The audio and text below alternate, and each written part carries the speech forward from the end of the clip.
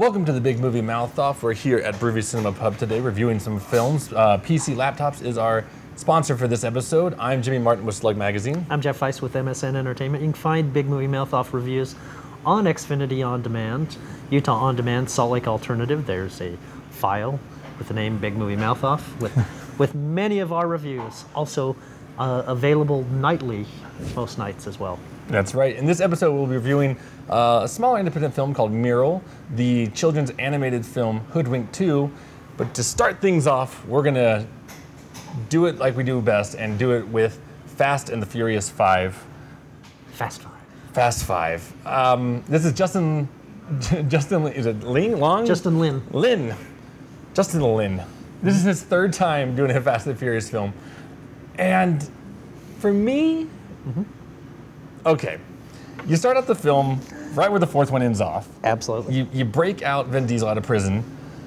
Dominic Toretto. That's right. And so they break out of prison and they go down to Rio de Janeiro because now they're all fugitives from the law. And while down there, they come across a crime boss down who runs the city and owns the police. And they decide that they're going to steal $100 million from him so they can live free and never have to be on the run again. All right, listen up. The men we're after are professional runners. We find them, we take them as a team, and we bring them back.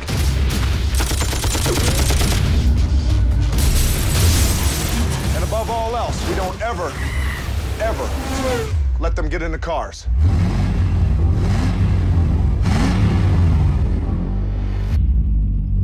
Home sweet home.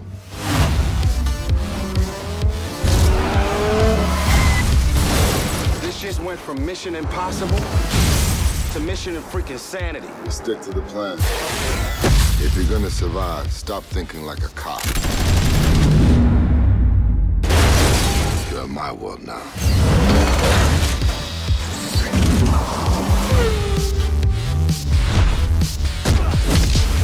We'll do one last job, and then we disappear forever. This is a film, okay, we're in April right now. Right. This is a July 4th movie for me. Absolutely, absolutely. Now, this is going to sound like a weird complaint, Yeah. but you got chocolate in my peanut butter. I go to a Fast and Furious movie expecting to see a Fast and Furious movie. I don't expect Justin Lin to be making a Michael Bay movie, which is what this is. And you know what?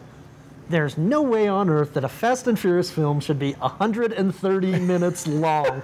I'm not making that up. Yeah. 2 hours and 10 minutes. I will give you that. It is entirely too long. But here's the thing.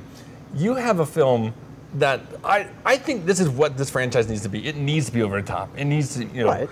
have all these action sequences. I mean, I'd say 70% of the film is probably action sequences. Now, wait. Okay. I know, because you're going to say there's way too much talking. And yes, there is. Like that, they could take at least 20 to 30 minutes of talking out of this film. 40 What, or you want more? 50. 40 or 50. And when I say talking, it's talking between Paul Walker and Vin Diesel. Vin Diesel now at this point now sounds like this. Yeah, you really can't understand him anymore. Hollywood, I'm making this plea. Add subtitles to Vin Diesel if you want us to understand his dialogue. Because like- I don't know what he's saying It's like anymore. Brad Pitt in Snatch.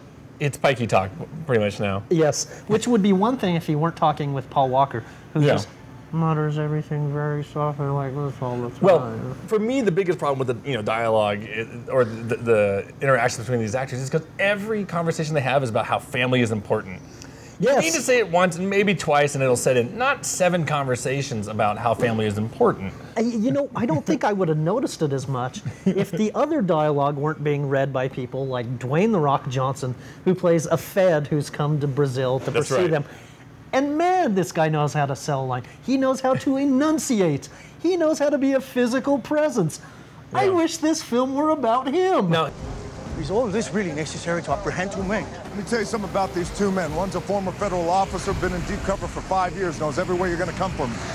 The other one's a professional criminal, escaped prison twice, spent half his life on the run avoiding folks like you. Well, if there is anything we can do to help their DSA... 2 things. One, I need a translator. Claro, we have plenty in the public Elena relations... Nieves. A patrol officer. You heard me. But why? We have many more experienced people. I like her smile. What's the second thing? Stay out of my way. Now, here's the thing, though, because the scenes that I do love in the other Fast and the Furious movies are elaborate car chase scenes that are amazing. I mean, films aren't doing that most of these days, but the scenes that they do have in these films, while enjoyable, 9 times out of 10 didn't even involve cars, and I'm like, no. What are you doing? And then there's one scene in particular. I know you and I both laughed about this. Is that they go to the racing like they do in every single movie, and all the cars are lined up, and the girls are in their little hot pants, Yep. And then Vin Diesel gets into it. All good things. He gets into it with this guy and says, car for car, let's race, pink slips, whatever.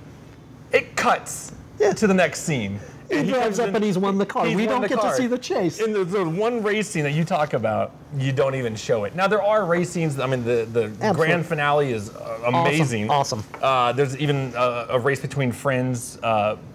Fun. But when you've got, like you said, a 130-minute movie, you were wasting so much time with non-car racings that, while are fun, should be placed into another film like Mission Impossible or something like that. Well, it's funny you bring that up because that's another problem with the film is this is the grand, let's get the gang back together film. You bring back characters from all the other 5 films in addition to Paul Walker and Vin Diesel.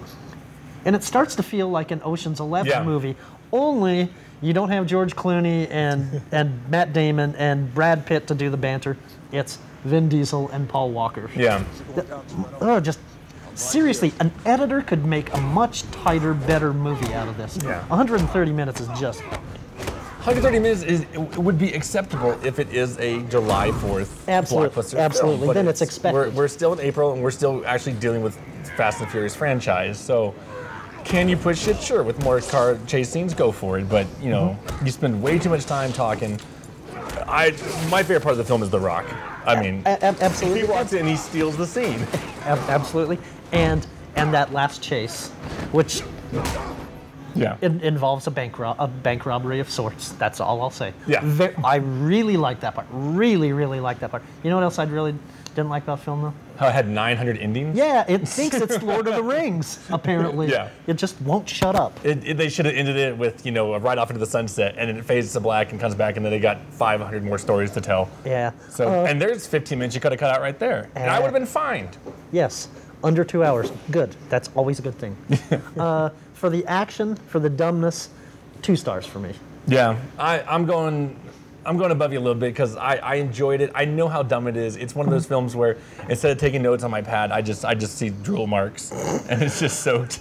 So it's 3 stars. It's a summer movie for me. I mean, April's now becoming the summer opening. I mean, it was July and then June and then May. I mean, it's going to be where just the entire world is summer movies when we're getting to this point. So I give it 3 stars because I had a lot of fun with it. I laughed and. He cried. I cried a little bit. It became a part of him.